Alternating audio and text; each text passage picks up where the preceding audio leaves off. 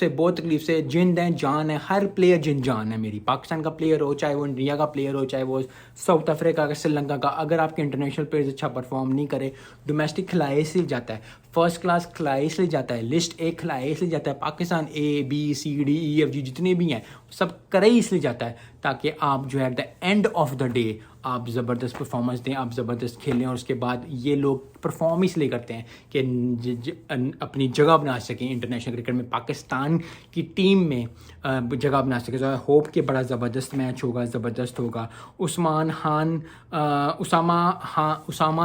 उसामा मीर ने जो है वो 83 स्कोर खाया, थोड़ा दुख हुआ। अमाद बट ने, शादाब खान ने, ये सारे इन्होंने भी तो, लेकिन बॉलिंग अच्छी थोड़ी सी की उन्होंने, लेकिन बैटिंग में तो बिल्कुल ही ढेर हो गए।